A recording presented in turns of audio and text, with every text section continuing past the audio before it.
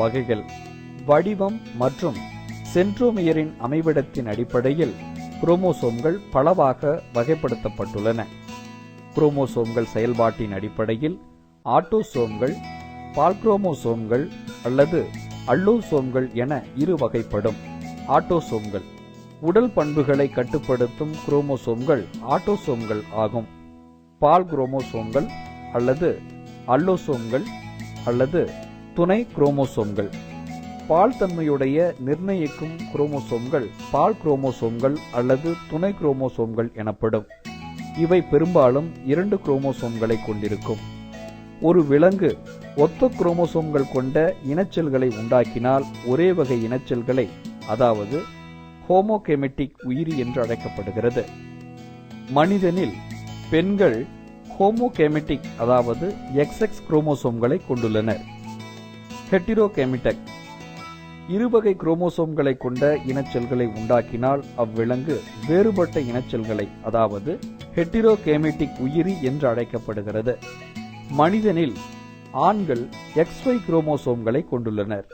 பூச்சிகளில் பெண் பூச்சிகள் ஹோமோகெமெட்டிக் ஆகவும் XX, ஆண் பூச்சிகள் ஒரு X குரோமோசோம் கொண்டும், அதாவது X0 கொண்டும் காணப்படுகிறது. பறவைகளில் ஆண் பறவை ஹோமோகெமெட்டிக் ஆகவும் ZZ, பெண் பறவை ஹெட்டிரோகெமிட்டாகவும் ZW இருக்கும். சென்ட்ரோமியர் அமைந்துள்ள பகுதியின் அடிப்படையில் குரோமோசோம்கள் மெட்டோசென்ட்ரிக், சப்மெட்டாசென்ட்ரிக், அக்ரோசென்ட்ரிக், டீலோசென்ட்ரிக் என வகைப்படுத்தப்பட்டுள்ளன. மெட்டாசென்ட்ரிக் குரோமோசோம்களில் இரு சமமான அல்லது கிட்டத்தட்ட சமமான கைகள் காணப்படுகின்றன. சப்மெட்டாசென்ட்ரிக் குரோமோசோம்களில் வேறுபட்ட இரு கைகள் காணப்படுகின்றன. அக்ரோசென்ட்ரிக் குரோமோசோம்களில் ஒரு குட்டையான கையும் ஒரு நீண்ட கையும் காணப்படுகிறது.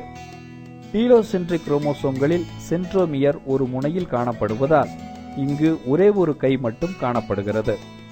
சென்ட்ரோமியரின் எண்ணிக்கையின் அடிப்படையில் குரோமோசோம்கள் மோனோசென்ட்ரிக், ஹோலோசென்ட்ரிக், ஏசென்ட்ரிக் மற்றும் டைசென்ட்ரிக் குரோமோசோம்களாக வகைப்படுத்தப்பட்டுள்ளன.